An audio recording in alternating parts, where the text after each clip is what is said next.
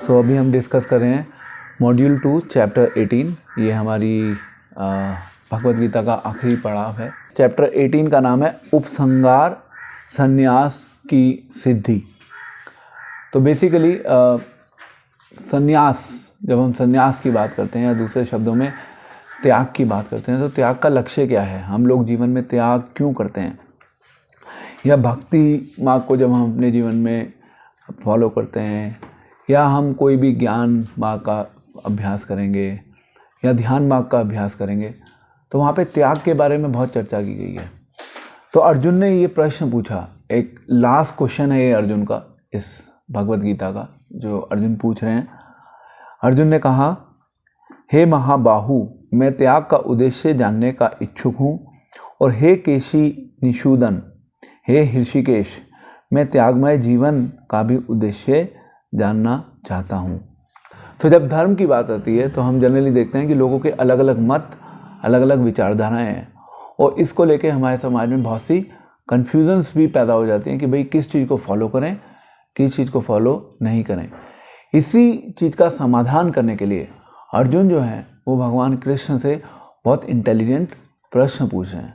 वो प्रश्न ऐसा नहीं कि केवल अर्जुन के मन में है, वो प्रश्न ऐसे हैं जो हम सभी के मन में टाइम टू टाइम अराइज होते हैं। क्या सही है, क्या गलत है, किस चीज़ का हमें अपने जीवन में पालन करना चाहिए, क्यों पालन करना चाहिए। एंड इनफैक्ट जो व्यक्ति अपने जीवन में प्रश्न पूछते हैं वही वास्तविक रूप से बुद्धिमान है।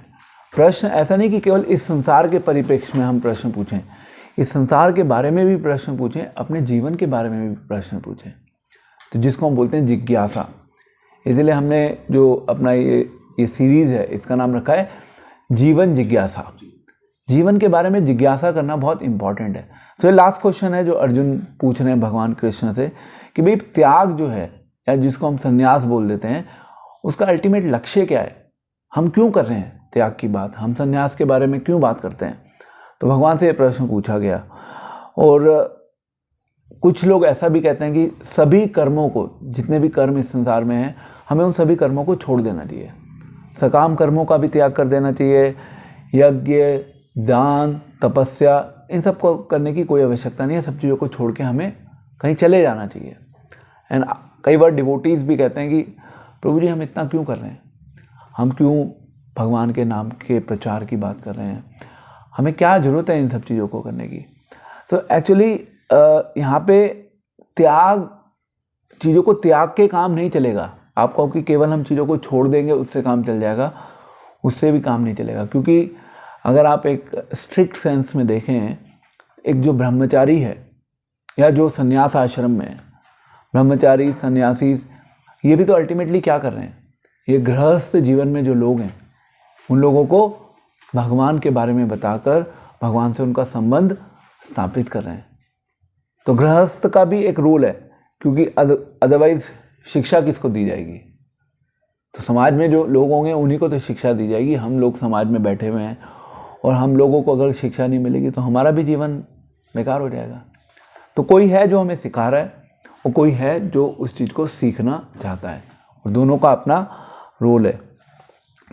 तो अब यज्ञ, दान एंड तपस्या, इनमें कोई खराबी नहीं है। सबसे पहला भगवान ने ये एक ब्रीफली मैं समराइज़ कर रहा हूँ जो भगवान बता रहे हैं चैप्टर 18 के शुरू में। भगवान कह रहे हैं यज्ञ करने में कोई प्रॉब्लम नहीं है, तपस्या करने में कोई प्रॉब्लम नहीं है, दान देने में कोई प्रॉब्लम नहीं है, परंतु कंडीशन है कुछ।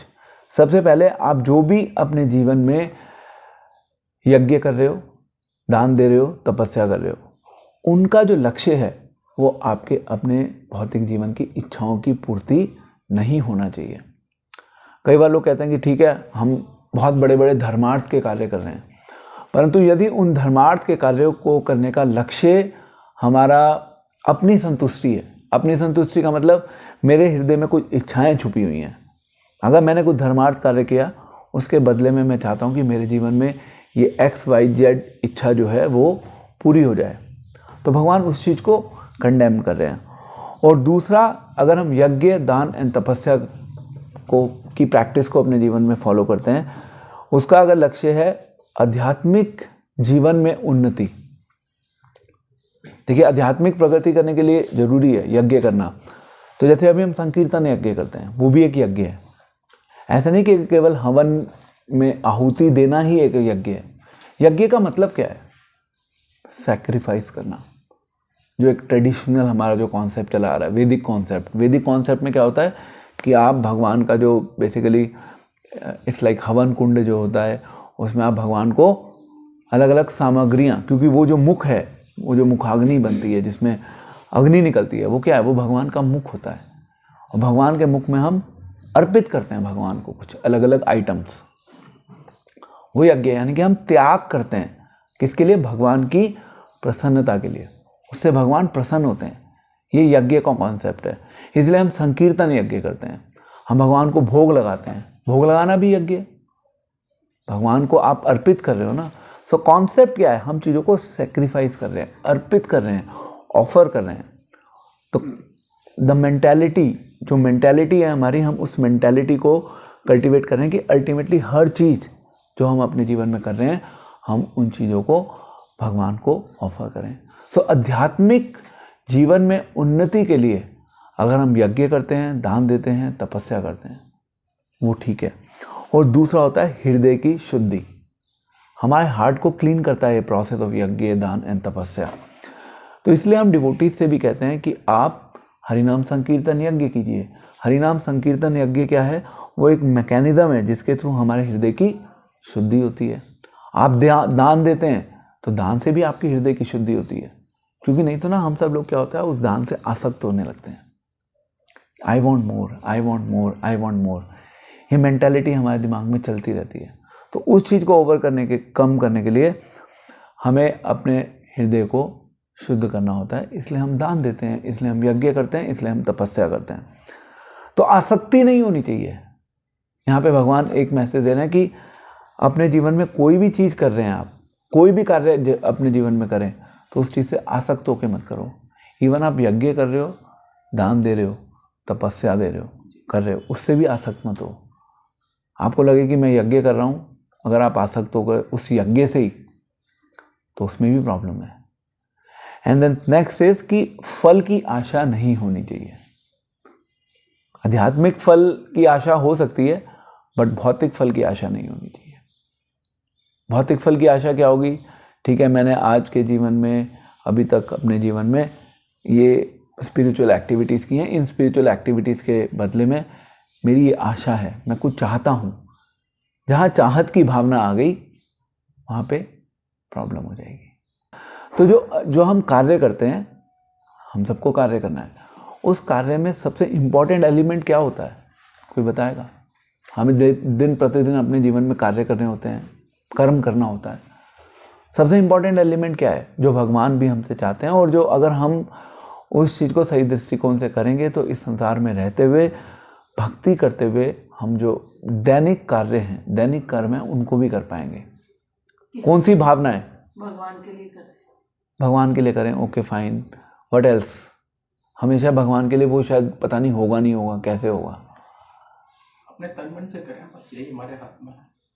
कर्तव्य की भावना, कर्म करो कर्तव्य की भावना के साथ कि ये मेरा कर्तव्य है, ये मेरी ड्यूटी है, क्योंकि मैंने ये शरीर लिया है।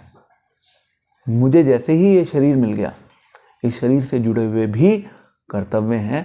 मैं उन कर्तव्यों को अपने जीवन में नेग्लेक्ट नहीं कर सकता। एक माँ है, माँ अपने बच्चे को नेग्लेक्ट नहीं कर सकती, क्योंकि माँ का कर्तव्य है अपने बच्चे की देखभाल करना।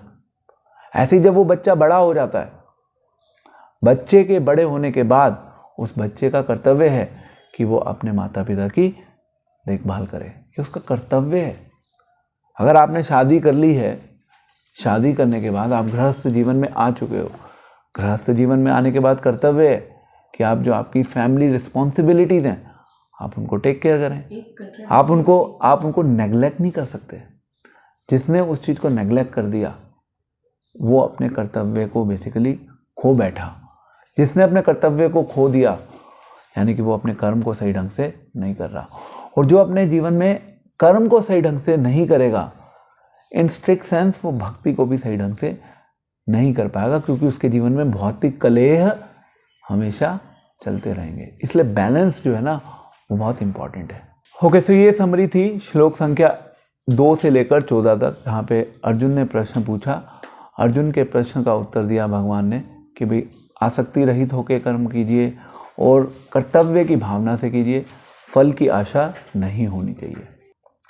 इसके बाद अगर आप देखें श्लोक संख्या 19 to 35, यहाँ पे ज्ञान, कर्म, कर्ता, बुद्धि, धृति, ये 5 अलग अलग जो सब्जेक्ट मैटर हैं, इन पांचों सब्जेक्ट मैटर को बेसिकली प्रकृति की जो 3 गुण हैं उन 3 गुणों में विभाजित किया गया है। तो श्लोक संख्या 19 से लेकर श्लोक संख्या 35 में इस सब्जेक्ट के बारे में डिस्कस किया गया है। सो अभी जो हम डिस्कस कर रहे हैं इस चैप्टर में, इट्स लाइक ए रिवीजन, पूरी भगवत गीता का रिवीजन है ब्रॉड लेवल पे। और जितना भी इसमें डिस्कस किया गया है पूरी भगवत गीता में, सभी का सार एक है। कोई बता सकता है पूरी भगवत गीता का सार क्या है? सब चीज़ें भगवान ने बोल दी, कर्म के बारे में बात कर ली, ज्ञान के बारे में बात कर ली, भक्ति के बारे में बात कर ली, सब चीज़ों के बारे में भगवान ने बात करी। फाइनली मैसेज क्या है? सेंट्रल मैसेज, फाइनल मैसेज भगवान का है कि भगवान की सेवा करना ही हम सभी के जीवन का लक्ष्य है। बाकी सब चीज़ें चलती रहेंगी और बाकी सब चीज़ों का सेकेंडरी रोल है। प्राइमरी रोल किसका है? भगवान की सेवा का। अगर बाकी सब चीज़ों में थोड़ा बहुत ऊपर नीचे होगा ना, चल जाएगा, परंतु भगवान की सेवा में कुछ विडंब नहीं आना चाहिए अल्टीमेटली।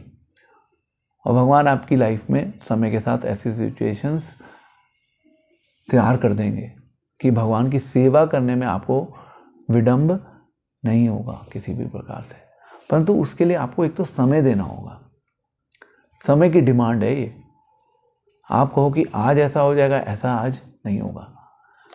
भगवान ने अर्जुन को एक छोटी सी बात समझाने के लिए कि मेरी बात मान लो, उस एक बात को समझाने के लिए भगवान ने 18 चैप्टर बोल दिए।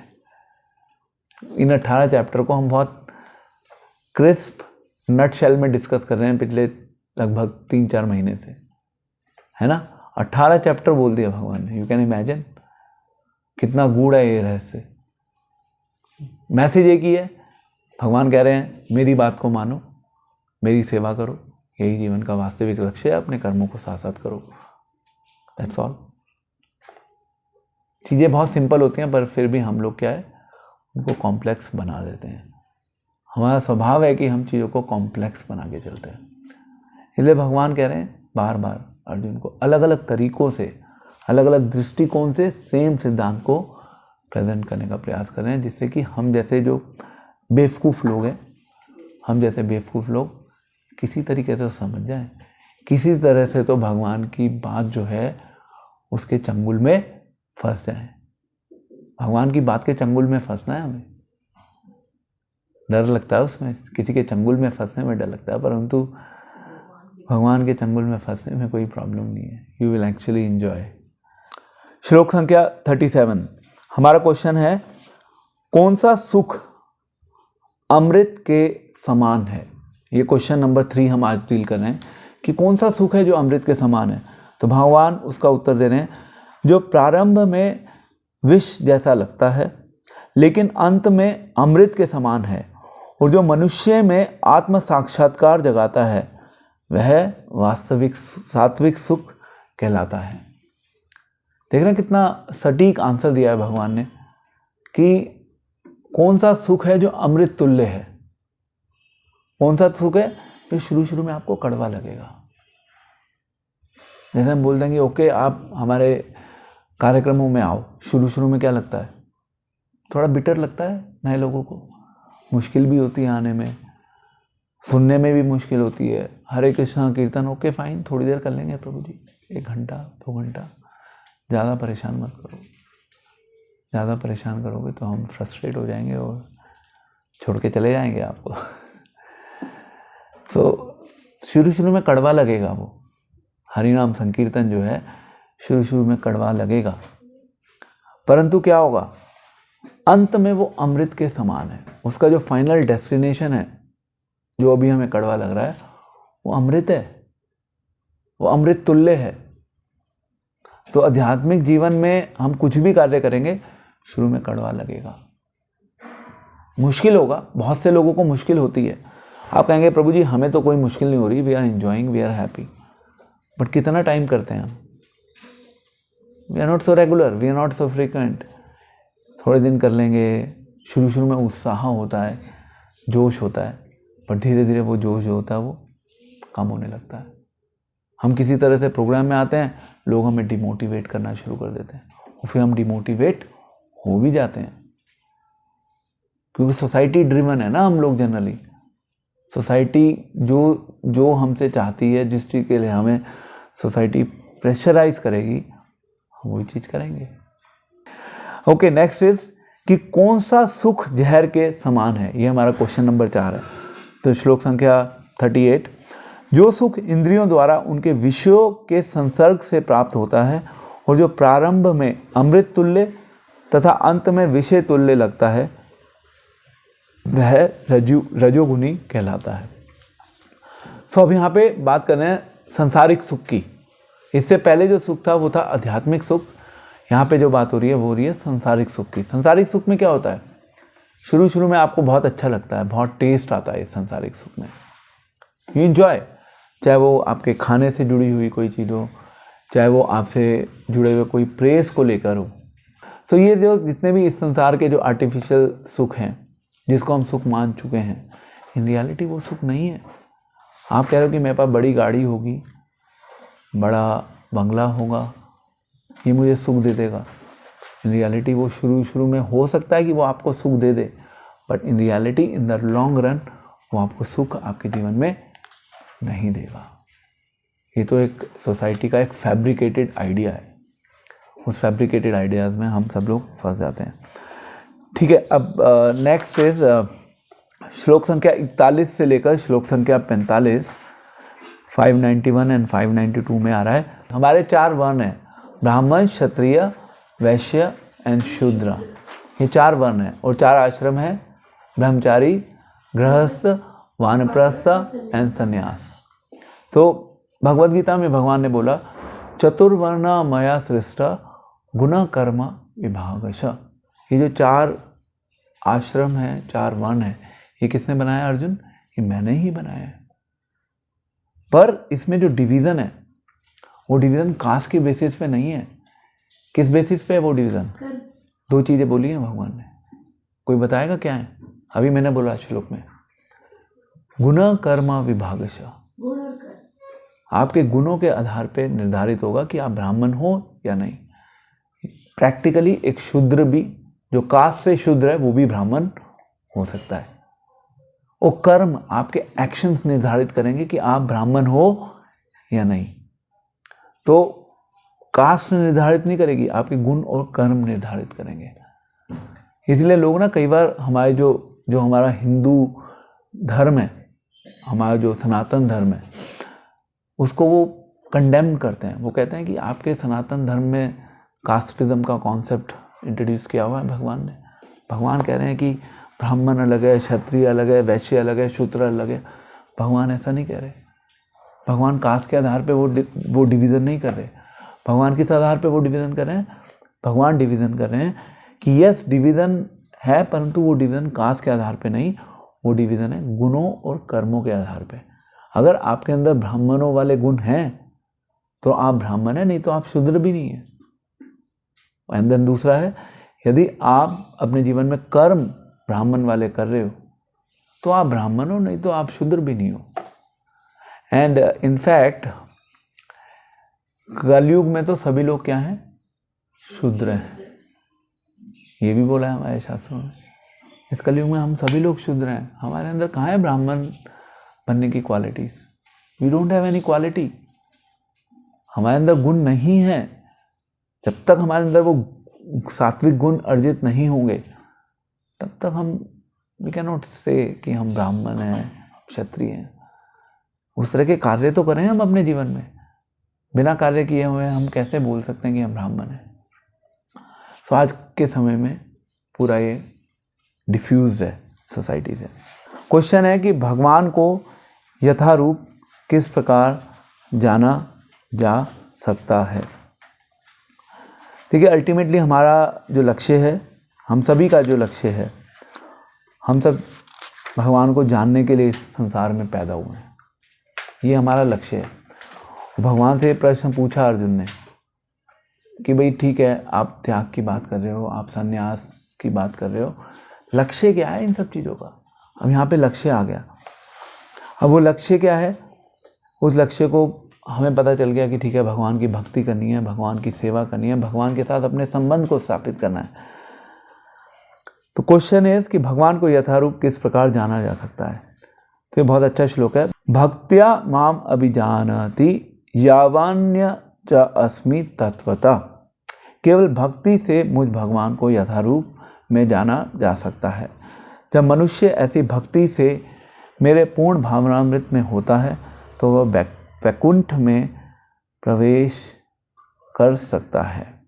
ओके, सो अब यहाँ पे एक फाइनल कंक्लूडिंग मैसेज भगवान दे रहे हैं। ये लास्ट चैप्टर है ना, जहाँ पे भगवान कह रहे हैं ठीक है, मैंने अर्जुन कर्म की बात की, ज्ञान की बात की, ध्यान की बात की।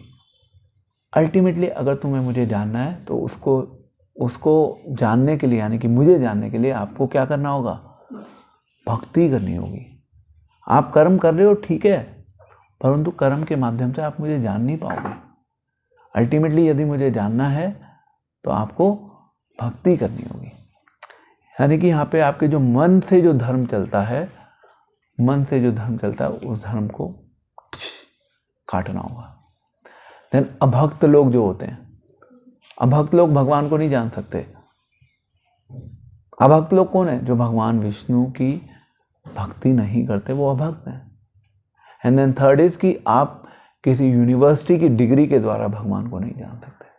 आप बहुत ज़्यादा बुद्धिमान हो, आपके पास बहुत ज़्यादा ज्ञान है, आपका दिमाग बहुत ज़्यादा चलता है, that's not the qualification to know God. क्या है क्वालिफिकेशन? भक्ति के द्वारा, भक्ति के विज्ञान के द्वारा हम भगवान को जान सकते हैं। तो उससे होगा क्या? जब हम भक्ति करेंगे तो धीरे धीरे हम भगवान से पूर्ण भावनामृत में भगवान के साथ अपने संबंध को स्थापित करेंगे। और जब हम भगवान के साथ अपने संबंध को स्थापित करेंगे तो हम भगवान के धाम जाने के अधिकारी बन जाएंगे। अल्टीमेटली हम सबको भगवान के धाम जाना है, वो हमारा लक्ष्य है, भगवान के धाम जाना। भगवान के धाम जाने के लिए हमें भक्ति का अभ्यास अभी करना होगा। जब हम भक्ति का सही ढंग से अभ्यास करेंगे तो धीरे धीरे हमारी जो भावना है वो विकसित होगी। इसका एक एग्जाम्पल मैं लूँगा। इसका एग्जाम्पल है, जैसे अगर आपको लेट से किसी बहुत बड़ी पार्टी, कोई बहुत बड़ा सेलिब्रिटी है, उस सेलिब्रिटी ने एक बहुत बड़ी पार्टी रखी है अपने घर पर, उसने आपको इनवाइट किया है अपने घर पर उस पार्टी में, ठीक है ना। तो जब वो आपको अपने उस फंक्शन में इनवाइट करेगा तो उसके साथ कुछ कंडीशंस भी जुड़ी होंगी, उसकी कुछ एक्सपेक्टेशंस होंगी, कुछ पार्टी के प्रोटोकॉल्स भी हो सकते हैं जिन्हें हमें फॉलो करना हो।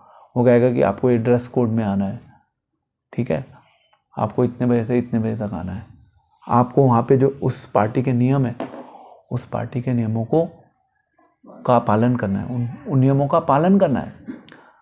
तो कुछ कंडीशन है, because he is a big personality, he has organise a party at his place and उसने आपको इन्वाइट किया। तो इसी प्रकार से जब हमें भगवान इन्वाइट कर रहे हैं अपने घर पर, भगवान हमें बुला रहे हैं ना कि please come to my home, तो जब भगवान हमें अपने घर पर इन्वाइट कर रहे हैं तो भगवान की हमसे कुछ एक्सपेक्टेशंस हैं कि भाई ठीक है, मेरे घर तो आना है, मैं पार्टी दे रहा हूँ, परंतु उस पार्टी में पार्टिसिपेट करने के लिए कुछ योग्यता चाहिए भाई, भक्त बन जाओ मेरा। वहाँ पे कुछ प्रोटोकॉल्स होंगे, मेरे बारे में चिंतन करना होगा वहाँ पे। I am the centre of attraction, you are not the centre of attraction. If you are ready to follow this then you are welcome to join my party. यदि if you are not ready to follow this then आप please घर में बैठे रहिए अपने, then आप उस party में पार्टिसिपेट करने के लिए एलिजिबल नहीं है। तो भगवान की पार्टी में पार्टिसिपेट करना है तो उसके लिए क्या करना होगा? उसके लिए भक्ति योग का सहारा लेना होगा और धीरे धीरे भगवान से पूर्ण रूप से भावनामृत जागृत करनी होगी। भगवान से पूर्ण रूप से भावनामृत जागृत करने का अर्थ है कि भगवान की जो भावना है, जिसको हम कृष्ण भावनामृत बोलते हैं, उस भावना को अपने हृदय में जागृत करना होगा। यदि हमारी भावनाएं इस संसार में जुड़ी होंगी तो हम भगवान के प्रति अपनी भावनाओं को जागृत नहीं कर पाएंगे। और यदि हम भगवान के प्रति अपनी भावनाओं को जागृत नहीं कर पाएंगे तो गलती से पार्टी में पहुंच भी गए तो will be thrown back into this material world. गलती से पहुंच गए तो पहले भावना जागृत कीजिए। सरल शब्दों में संबंध होगा तो उस पार्टी में एंजॉय करने का अवसर मिलेगा, अदरवाइज नहीं मिलेगा। अब देन नेक्स्ट इज श्लोक संख्या 61, पेज नंबर 604। ईश्वर सर्वभूतानां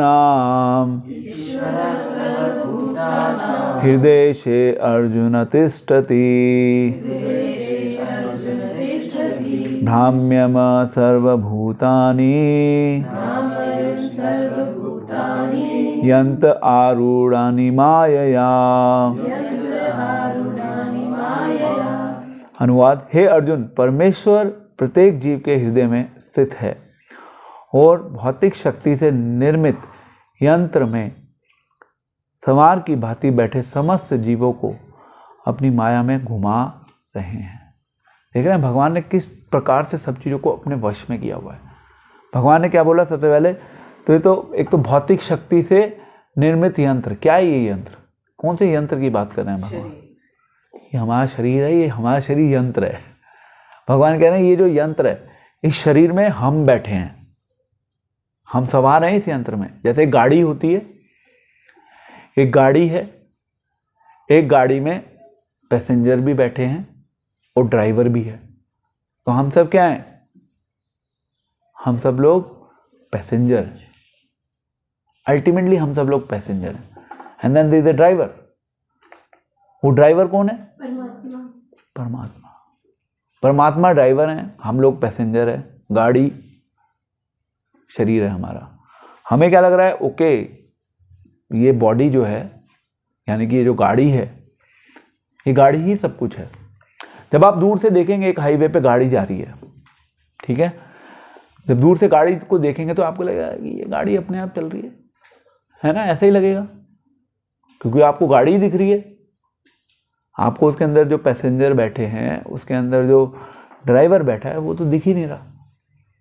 सो यू विल फील दूर से, अगर आपको उसके मैकेनिक्स नहीं पता, आप पहली बार इस संसार में आए हो, आपने पहली बार गाड़ी को देखा, गाड़ी अपने आप चल रही है। ऐसे ही होगा? नहीं होगा। आपको लगेगा कि गाड़ी अपने आप ही चल रही है, परंतु क्वेश्चन ये है कि क्या गाड़ी अपने आप चल रही है? गाड़ी अपने आप तो नहीं चल रही। गाड़ी का इंडिपेंडेंट कोई एग्जिस्टेंस है? आप सुबह से शाम तक गाड़ी को संवारते रहो, गाड़ी को साफ करते रहो, गाड़ी को खड़ा करके रखो अपने घर में, ठीक है। लोगों को उसमें भी बहुत अच्छा लगता है कि यस, मेरे घर के बाहर रोल्स रॉयस खड़ी है। परंतु अगर वो केवल खड़ी रहे तो it doesn't serve the purpose in reality. तो अगर हम केवल शरीर की बात करें, शरीर के बारे में सोचें, तो केवल गाड़ी को साफ करने के समान है। जैसे वो पिंजरे वाला एग्जाम्पल है, सोने का पिंजरा है, उसके अंदर पक्षी है, केवल पिंजरे का टेक केयर किया जा रहा है, पक्षी को अनाज भी नहीं दिया जा रहा, कुछ, मर जाएगा पक्षी एक दिन। तो इस प्रकार से हम सबकी आत्मा जो है वो मर चुकी है, इसलिए हमें पता भी नहीं चल रहा कि इस शरीर के अंदर आत्मा है। अगर हमें थियोरेटिकली पता भी है कि इस शरीर में आत्मा है, तो कार्य कौन सा है आत्मा के स्तर पे? कौन सा कार्य कर रहे हो आप बताओ? हम अपने जीवन में कौन सा कार्य कर रहे हैं आत्मा के स्तर पे? ये प्रश्न हम सबको अपने आप से पूछना चाहिए। यदि हम थियोरेटिकली इस फैक्ट को स्वीकार करते हैं कि हम सबके शरीर में आत्मा है, तो आत्मा के स्तर पे कौन सा कार्य हो रहा है? Think yourself as an individual. अगर आपको लगता है कि आप आत्मा के स्तर पे कोई कार्य कर रहे हो, तो मेक ए लिस्ट। हरे कृष्णा। तो अब क्वेश्चन आपके माइंड में आएगा कि कौन सा कार्य होता है आत्मा के स्तर पे, हमें तो पता ही नहीं है। Any how will deal it separately, ठीक है। घुमा रहे हैं भगवान। भगवान कैसे घुमा रहे हैं? अपनी माया के माध्यम से घुमा रहे हैं। भगवान खुद नहीं घुमा रहे, भगवान की एक भौतिक शक्ति है जो घुमा रही है, जिसको हम माया बोल देते हैं। ओके, टेक्स्ट 63 बहुत अच्छा पॉइंट है ये। इसमें आ रहा है, यथेच्छसि तथा कुरु। इस प्रकार मैंने तुम्हें गुह्यतर ज्ञान बतला दिया, इस पर पूरी तरह से मनन करो और तब जो चाहो सो करो। देख रहे हैं आप भगवान क्या कह रहे हैं यहाँ पे?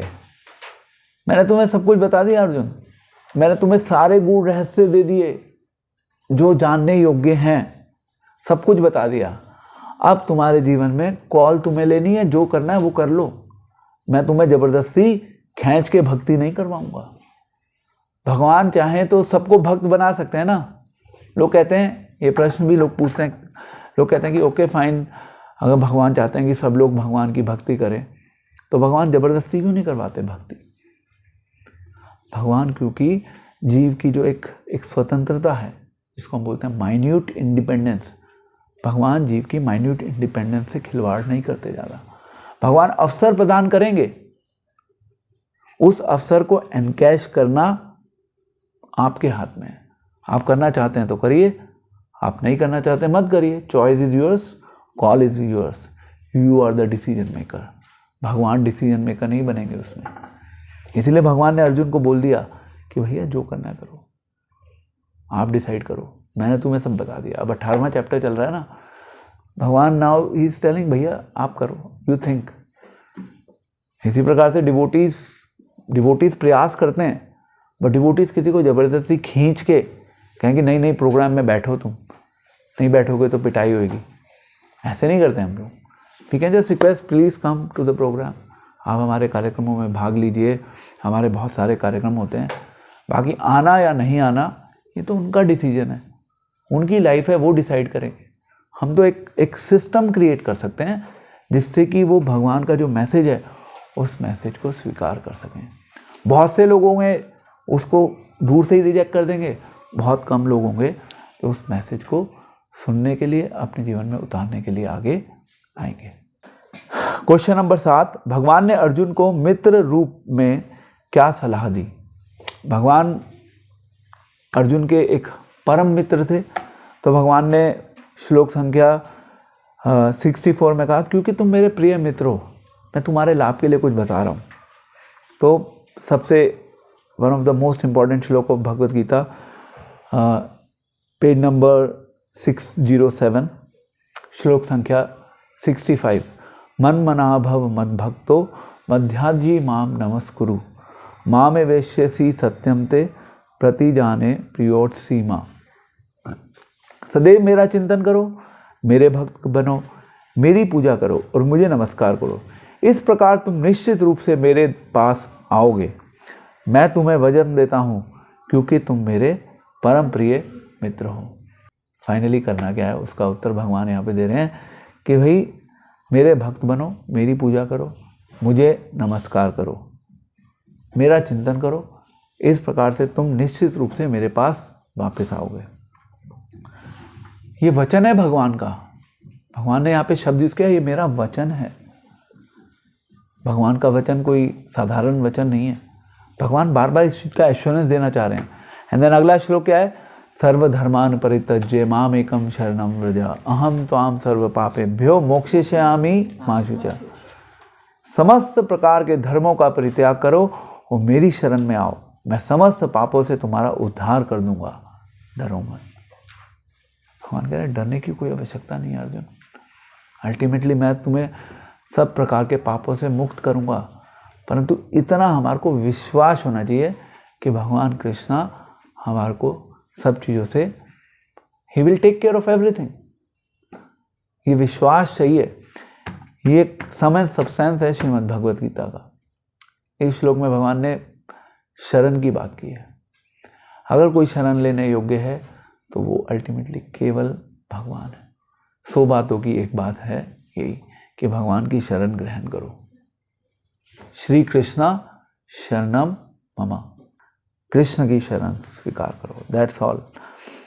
सो मित्र के रूप में भगवान की ये सलाह थी अर्जुन को, श्लोक संख्या 65 और 66 में।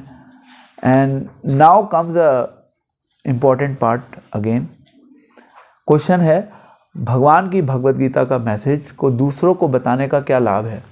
आप कहेंगे प्रभु जी आप बैठे हुए हैं, सुबह से शाम तक प्रवचन देते रहते हैं, आपको और तो कोई काम है नहीं, आप तो खाली हो, तो आपका प्रोग्राम चलता रहता है सुबह से शाम तक, तो हम क्या करें? हम तो नहीं कर सकते।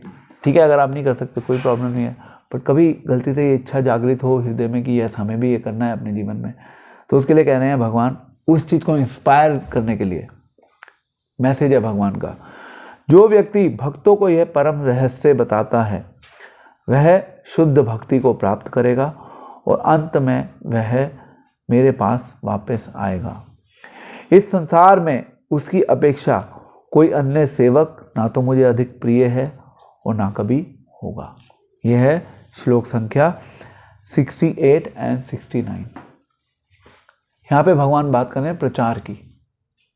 भगवान कह रहे हैं कि ये जो मैसेज है, जो मैंने भगवत गीता का मैसेज बता दिया, मैंने अर्जुन तुम्हें बता दिया, अब मेरे चिन्हों को अपने जीवन में फॉलो करते हुए, मेरी शिक्षाओं को अपने जीवन में उतारते हुए अगर कोई भी इस मैसेज को फॉलो करेगा, इस मैसेज के बारे में दूसरों को बताएगा, उससे प्रिय मुझे कोई नहीं है। भगवान का प्रिय बनना है ना सबको अल्टीमेटली, तो भगवान ये प्रिय बनने के लिए कह रहे हैं कि आप मेरे मैसेज का प्रचार करो। नहीं तो भगवत गीता तो लाल कपड़े में बंद होकर पड़ी रहती है। वो अभी थोड़े दिन पहले कहीं प्रोग्राम था, तो वो हाँ वो प्रोग्राम था, वो लाल कपड़े में बांध के लेके आ गए वो। तो मुझे एकदम से अपने 15-16 साल पहले की याद आ गई, जब वो हमारे घरों में वो लाल कपड़े में भगवत गीता बंधी रहती थी। सो आई एम नॉट सेइंग कि देयर इज एनी हार्म और रॉन्ग विद इट, बट मैं कह रहा हूँ कि वो बंदी जो होती है वो फिर बंदी ही रह जाती है। तो भक्तों का कार्य होता है कि भैया ये जो बंधी हुई है इस भगवत गीता को खोल लो, भगवान ने दी है आपके लिए, आपको समझने के लिए, कि आप समझ लो, इसे अपने जीवन में उतार लो। तो भक्त का केवल इतना ही रोल है। अल्टीमेटली संबंध आपका है भगवान से, जो आपको इस्टेब्लिश करना है। हम तो आपको बता दें कि ये रोड मैप है, इस रोड मैप को फॉलो करेंगे, समय देंगे, तो आपका संबंध इस्टेब्लिश हो जाएगा। देखिए रूल क्या है, रूल ये है कि अगर आपको यहाँ से बॉम्बे जाना है, आप अगर ये जो यमुना एक्सप्रेसवे से जाएंगे ना, तो वो आपको सीधा बॉम्बे भी ले जाएगा।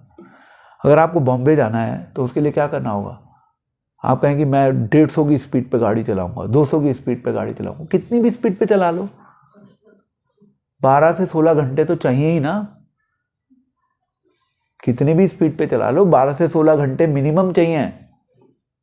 मैडम की बात भी सही है, रास्ता तो मालूम हो, तो रास्ता तो मालूम हो ही गया, रास्ता हो ही, ये भगवत गीता रास्ता है। बट यस उस रास्ते की स्पीड पे मतलब आपको चलते रहना होगा। नहीं मैं थक गया, बस बहुत गाड़ी चल गई, मेरे से और गाड़ी नहीं चलेगी। No, you have to continue the momentum. Bombay जाने के लिए आप थक जा सकते हैं, तो भगवान के धाम जाने के लिए तो बहुत दूर है वो रास्ता, जीवन का रास्ता है वो, 1 दिन 2 दिन का रास्ता नहीं है। ये बिल्कुल क्लियर उतर जाना चाहिए हृदय में कि ये जीवन का रास्ता है। अर्जुन का लास्ट श्लोक है ये, श्लोक संख्या 73। अर्जुन ने कहा, हे कृष्ण, हे अच्युत, अब मेरा मोह दूर हो गया है। आपके अनुग्रह से मुझे मेरी स्मरण शक्ति वापस मिल गई है। अब मैं संशय रहित तथा दृढ़ हूँ और आपके आदेश अनुसार कर्म करने के लिए उद्यत हूँ। तो यहाँ पे बहुत सारे मैसेजेस हैं। सबसे पहले तो उसने भगवान को कहा कि मेरा मोह दूर हो गया है। सबसे पहले मोह था ना अर्जुन को, वो फाइट नहीं करना चाहता था, क्योंकि उसको अपने सामने अपने रिलेटिव्स दिख रहे थे, फ्रेंड्स दिख रहे थे, गुरुजन दिख रहे थे। ना मैं फाइट नहीं कर सकता भगवान, क्योंकि उसकी आसक्ति उसके जो हृदय में थी वो आसक्ति दूर जागृत हो गई थी।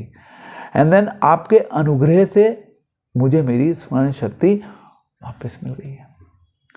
अभी हम सब क्या है, हम सब लोग भूल चुके हैं कि हमारा भगवान के साथ संबंध है। तो पूरे 18 चैप्टर जब कंप्लीट हो गए तो Arjun now he is accepting and admitting कि मैं आई एम रेडी नाउ।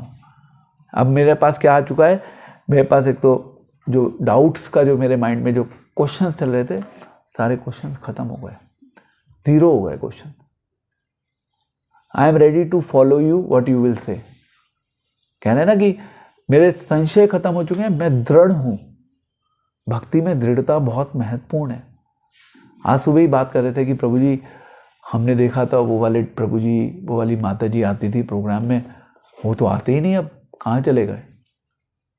मैंने कहा माता जी ऐसे तो बहुत से लोग आएंगे और चले जाएंगे, हमने तो कितने 20 साल से पता नहीं कितने लोगों को आते जाते देख लिया। तो ये आना और जाना तो संसार का नियम है। इसी प्रकार से भक्ति में लोग आएंगे, 1 साल के लिए आएंगे, 6 महीने के लिए आएंगे। जब तक हृदय में दृढ़ता नहीं होगी तब तक आना जाना चलता रहेगा। संशय खत्म हो जाने चाहिए, दृढ़ता जागृत हो जानी चाहिए पूर्ण रूप से, तब हम भगवान के आदेश के अनुसार अपने जीवन में कर्म करेंगे, भक्ति का अभ्यास करेंगे। यही अर्जुन कह रहा है। अर्जुन इस कन्विक्शन पे पहुंच गया 18 चैप्टर को सुनने के बाद भगवान से कि yes now I am ready Bhagwan, please tell me what is the order for me. So अभी हम पहले दूसरे चैप्टर के पड़ाव पर होंगे, क्वेश्चंस माइंड में अभी भी चल रहे होंगे, अभी हम इतने दृढ़ नहीं हुए होंगे, no problem, continue. Life is about keeping the momentum on. ऐसा नहीं कि एक फेज पर आके हमारी स्पिरिचुअल लाइफ रुक जाएगी। सो ये अर्जुन का आखिरी संदेश है, हमें भी इसी स्तर पे पहुंचना है। क्योंकि अर्जुन क्या कर रहा है, अर्जुन हमारा एक तरीके से प्रतिनिधि है। अर्जुन भगवान यहाँ पे कह रहे हैं जीव जिसका प्रतिनिधित्व अर्जुन कर रहा है, उसका स्वरूप यह है कि वह परमेश्वर के आदेशानुसार कर्म करे। यही है मैसेज। अर्जुन प्रतिनिधि है हमारा, वो हमारे को रिप्रेजेंट कर रहा है भगवान के सामने। तो हमें भी अर्जुन की जो चेतना है उसी चेतना को विकसित करने का प्रयास करना है। अब संजय ग्लोरीफाई कर रहा है, संजय भगवान के उस उपदेश को सुन रहा है। अर्जुन और कृष्ण के बीच में जो उपदेश चल रहा है, उन्होंने लास्ट श्लोक बोला, श्लोक संख्या 78, वेरी फेमस श्लोक, आप मेरे साथ इसको बोलिएगा। यत्र योगेश्वर कृष्णो यत्र पार्थो धनुर्धरा तत्र श्री विजयो भूति ध्रुवा नीतिर्मतिर्ममा। तो जहाँ योगेश्वर कृष्ण है और जहाँ परम धनुर्धर अर्जुन है, वहीं ऐश्वर्य, विजय, अलौकिक शक्ति तथा नीति भी निश्चित रूप में रहती है। ऐसा मेरा मत है। ये फाइनल मैसेज है। जहाँ पे कृष्ण है और जहाँ पे अर्जुन है, यानी कि जहाँ पे भगवान है और भगवान के भक्त हैं, वहाँ पे क्या होगा, वहाँ पे हमेशा ऐश्वर्य रहेगा। ऑपुलेंस की बात हो रही है, क्योंकि भगवान जहाँ पे होंगे वहाँ पे लक्ष्मी जी भी होंगी। तो भक्तों के जीवन से ऑपुलेंस हटता नहीं है। ऐसा नहीं कि भक्त उस ऑपुलेंस में फंस जाते हैं। अच्छे भक्त होंगे तो वो उस ऑपुलेंस में फंसेंगे भी नहीं। तो कई बार लोग कहते हैं कि भगवान की प्रसन्नता के लिए इतने बड़े बड़े मंदिरों का निर्माण करने की क्या आवश्यकता है। तो ये उनको आंसर है कि भाई भगवान का ऐश्वर्य तो वहाँ पे होगा ही होगा। जहाँ पे भगवान होंगे, भक्त होंगे, वहाँ पे अपने आप ऐश्वर्य होगा, है ना। Is it clear? भगवान का ऐश्वर्य अपने आप होगा, क्योंकि श्री जो है, श्री धन बरसाएंगी और वो कहेंगी यस, भगवान के गुणगान में, भगवान के प्रचार में, भगवान की सेवा में कभी भी धन कम नहीं होना चाहिए। मतलब मेरे 15-16 साल के अनुभव में आज तक कभी भी कृष्ण की सेवा में, कृष्ण के प्रचार में धन कभी भी बाधा नहीं बना आज तक। और मुझे लगता है कि ऐसा कभी होगा नहीं। इस चीज़ को लेकर मैं कन्विंस्ड हूँ अभी तक तो, और आगे भी ऐसा नहीं होगा फॉर श्योर। एनी हाउ, तो भगवान हम सबके जीवन में रहेंगे तो हमें शक्ति भी मिलेगी अंदर से, हमारे जीवन में ऐश्वर्य भी रहेगा कहीं ना कहीं, किसी ना किसी रूप में। हो सकता है डायरेक्टली शायद वो मॉनेटरी रूप में ना रहे। आप कहें प्रभु जी मेरे जीवन में तो मैं बिल्कुल गरीब बैठा हुआ हूँ, मेरे पास पैसे ही नहीं है, जीवन चलाना बड़ा मुश्किल हो रहा है। आप कह रहे हो ऐश्वर्य रहेगा, ऐश्वर्य तो है ही नहीं। ऐश्वर्य किस रूप में रहेगा ये भी तो नहीं पता ना आपको, है ना। और फिर उसके बाद नीति का मतलब क्या होता है? नीति शास्त्र, स्ट्रैटेजी, डिप्लोमेसी, पॉलिटिक्स। इनडायरेक्टली भगवान पॉलिटिक्स की बात कर रहे हैं। भगवान कह रहे हैं कि एक सिस्टम कैसे चलता है। अगर भगवान के अंदर में होंगे तो सारे सिस्टम्स चल जाएंगे, भगवान के अंदर में नहीं होंगे तो सोशल डिस्टर्बेंस, पॉलिटिकल डिस्टर्बेंस हमेशा रहेगी। आज की सोसाइटी में इतनी ज़्यादा डिस्टर्बेंस क्यों है? क्यों है इतनी डिस्टर्बेंस? क्योंकि भगवान केंद्र में नहीं है, हम और हमारे, इतना ही है केंद्र, इससे ज़्यादा हम नहीं बढ़ पा रहे। एक्चुअली हमारे अंदर ना दोष बहुत सारे हैं, वो दोष छुपे होते हैं। सबसे बड़ी प्रॉब्लम है कि वो छुपे होते हैं। अब जब हम भक्ति करते हैं, भक्ति करने से धीरे धीरे वो दोष बाहर निकलने लगते हैं। वो हमारे आध्यात्मिक जीवन के उत्थान के लिए बहुत आवश्यक है। लोग ऐसे हैं जिनके दोष के बारे में ना तो उन्हें पता, ना उनके आसपास के लोगों को पता।